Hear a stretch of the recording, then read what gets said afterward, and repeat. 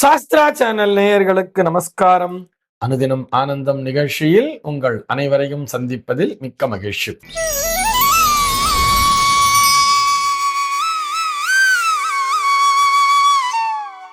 இன்று 6/7/2026 இந்த நாள் குறித்து பஞ்சாங்கம் என்ன சொல்றதுன்னு பார்க்கலாம் வாங்கும். இன்றைய தினம் பராப வருடம் ஆனி மாதம் 22ஆம் தேதி திங்கட்கிழமை. திதி பார்த்தோம்னா தேய்விரை ஷஷ்டி திதி மதியம் 1:47 வரைக்கும் இருக்கு. அதனை தொடர்ந்து தேய்விரை சப்தமி திதியானது வந்து விடுகிறது.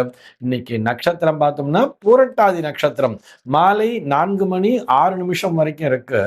அதனை தொடர்ந்து உத்திரட்டாதி நட்சத்திரம் என்பதும் வந்து விடுகிறது. மாலை 4:06 வரை, அதாவது பூரட்டாதி நட்சத்திரம் இருக்கின்ற வரை இந்த நாளானது ஒரு மரண யோகம் கூடிய நாளாக இருக்கிறது. அதனை தொடர்ந்து சித்த யோகம் என்பதும் வந்து விடுகிறது. இதுபோக பஞ்சாங்கத்திலே வரக்கூடிய யோகம் அப்படின்னு சொல்லி பார்த்தோம்னா இன்றைக்கு சௌபாகியம் அப்படிங்கிற ஒரு நாம யோகத்தை கொடுத்திருக்கா. கரணம் பார்த்தோம்னா வணிஜை அப்படிங்கிற ஒரு கரணத்தை கொடுத்திருக்கா. இந்த நாளானது ஒரு கீழ்நோக்கு நாளாக அமைந்திருக்கிறது. சென்னையை பொறுத்தவரை இன்றைய தினத்தினுடைய சூரிய உதயம் என்பது காலை 5:51 சூரிய அஸ்தமனம் என்பது மாலை 6:35 சம்பவிக்கிறது. இன்றைய தினத்தினுடைய நல்ல நேரம் சொல்லி பார்த்தோம்னா மதியம் 12:15 முதல் 1:15 வரையிலும், மாலை 6 முதல் 7 வரையிலும் நல்ல நேரமே. சென்னையை பொறுத்தவரை இன்றைய தினத்தினுடைய ராகு காலம் என்பது காலை 7:26 முதல் 9:02 வரையிலும், யமகண்டம் என்பது பகல் 10:38 முதல் மதியம் 12:13 வரையிலும், குளிகை காலம் என்பது மதியம் 1:49 முதல் 3:24 வரையிலும் சம்பவிக்கிறது. தினாந்தம் பார்த்தோம்னா இன்றைய தினம் இரவு 1:38 கொடுத்திருக்கா. சூலம் பார்த்தோம்னா இன்றைக்கு கிழக்கே சூலம் காலை 9:15 வரையில் அந்த சூல தோஷம் என்பது உண்டு. அதற்குரிய பரிகாரமாக தயிர் அறிந்து விட்டு கிழக்கு திசையை நோக்கி பயணிக்கலாம் அப்படிங்கிறதையும் சொல்லி இருக்கா.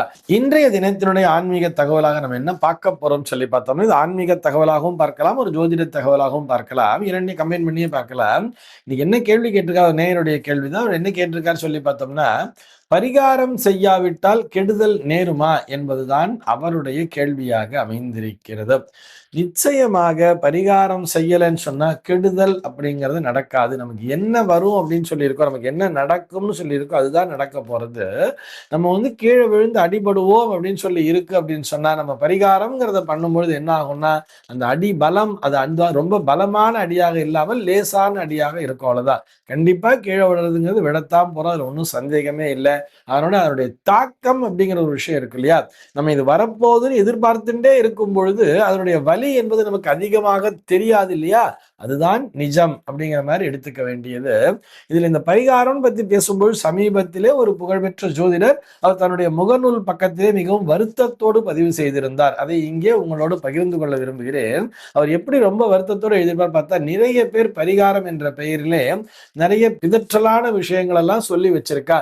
லிஸ்ட் போட்டு எழுதியே கொடுத்துடுறா இஷ்டத்துக்கு. ஜாதகத்துல யாரோ ஒருத்தர் வீட்டுல கல்யாணம் நடக்கல, என்னால சொந்த வீடு வாங்க முடியல, ஏதோ ஒன்று சொல்றாங்கன்னு சொன்னா ஒரு பெருசா மெடிக்கல் பிரிஸ்கிரிப்ஷன் மாதிரி, டாக்டர் பிரிஸ்கிரிப்ஷன் மாதிரி எழுதி, இந்த நாளிலே இந்த கோவிலுக்கு இவ்வளவு தூரம் போக வேண்டியது, இத்தனை தடவை விளக்கேற்ற வேண்டியது, இத்தனை விளக்குகளை ஏற்ற வேண்டியது, இதை தொடர்ந்து இத்தனை நாட்களுக்கு செய்ய வேண்டியன்னு சொல்லி ஒரு பெரிய ஒரு லிஸ்ட்டை, ஒரு 10-15 லிஸ்ட்டை வரிசையா எழுதி கொடுத்துடுறா. அந்த மாதிரி இதெல்லாம் சுத்த பேத்தல் தான். அதுலயே பார்த்தோம்னா நிறைய ஒருத்தர் சொல்லியிருக்கார், அந்த ஜோதிடர் தான் பதிவு பண்ணியிருக்கார். அதெல்லாம் பார்த்தோம்னா ரொம்ப வருத்தத்தோட, பங்குனி மாதமும் பௌர்ணமி நட்சத்திரமும் திருவோணமும் ஒன்றாக இணைகின்ற நாளிலே பெருமாளுக்கு நீங்கள் திருமணஞ்சனம் செய்யுங்க அப்படிங்கிற மாதிரிலாம் எழுதியிருக்காளாம். இதை பார்த்த உடனே என்னடா இது அப்படிங்கிற மாதிரி யோசிச்சிருக்காரு அவர். அதாவது ஏன்னு சொன்னா, பங்குனி மாதத்திலே வரக்கூடிய பௌர்ணமி நாள்னு எழுதினா பரவாயில்ல, சரி, பங்குனி பௌர்ணமி மற்றும் திருவோணம் ஒன்றாக இணைகின்ற நாள்னா பங்குனியிலே திருவோண நட்சத்திரம் எந்த காலத்திலேயுமே பௌர்ணமி நாளில் வரவே வராது என்பதுதான் நிஜம்.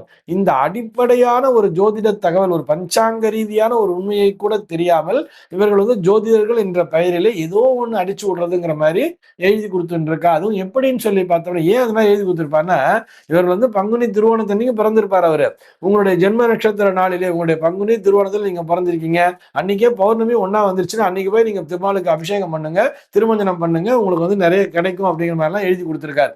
எப்படி பங்குனி திருவோணம் என்பது பௌர்ணமி நாளிலே வரும் வரவே வராது தானே, எந்த காலத்திலுமே வரவே முடியாது. அந்த உண்மை கூட அவருக்கு தெரியவில்லை. அதே மாதிரி பார்த்தோம்னா ஒரு கிரகப்பிரவேசத்துல போய், அதாவது நீங்க கிரகப்பிரவேசம் பண்ணும் பொழுது உங்களுக்கு வந்து முன்னோர்களுடைய ஆசீர்வாதங்கிறது இருக்கணும். அதனால நீங்க கிரகப்பிரவேசம் பண்ற அன்னைக்கு கிரகப்பிரவேசத்திலேயே அந்த ஹோமங்கள்லாம் பண்ணுவாங்க இல்லையா, அதுல திலஹோமத்தையும் சேர்த்து பண்ணுங்கன்னு ஒரு ஜோசியர் எழுதி கொடுத்திருக்காராம். என்ன பேற்றலான விஷயம் இல்ல.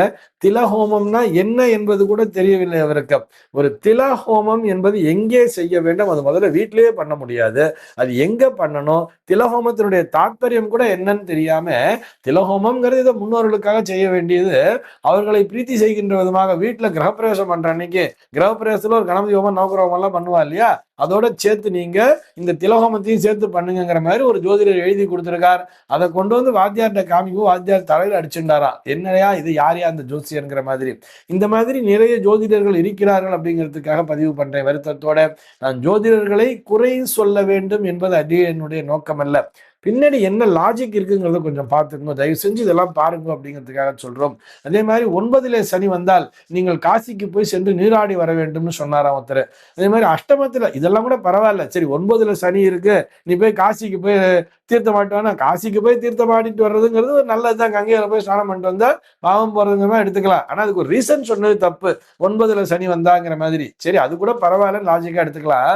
இன்னொரு ஜோசியர் எழுதி கொடுத்திருக்காரா எப்படின்னு சொல்லிட்டு, அஷ்டமத்து சனி நடக்கும் காலத்திலே, நன்றாக கவனியுங்கள், யார் யாருக்கெல்லாம் அஷ்டமத்து சனிங்கிறது நடக்கிறதோ, இப்படி அஷ்டமத்து சனி நடக்கும் காலத்திலே நீங்கள் அந்த பலன் வந்து ரொம்ப உங்களுக்கு நல்ல சாதகமான பலனாக இருக்க வேண்டும் சொன்னா, மாதத்தில் ஒரு நாள், மாசம் ஒவ்வொரு மாசத்துல ஏதாவது ஒரு நாள் எடுத்துக்க வேண்டியதான்.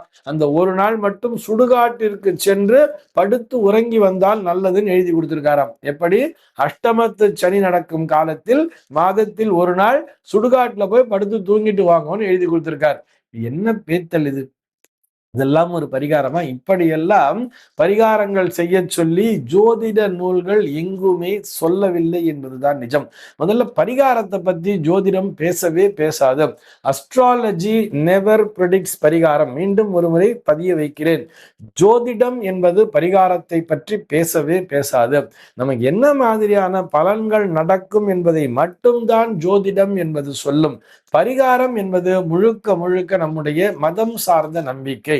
அது வந்து நம்முடைய தர்மசாஸ்திர நூல்களே, நம்ம வந்து ஒரு சில ஸ்மிருதிகள்லாம் இருக்கும், அதுல வந்து இந்த மாதிரியான ஒரு சாந்தி குசுமாகரம், சாந்தி ரத்னாகரம் என்கின்ற நூல்கள்லாம் உண்டு.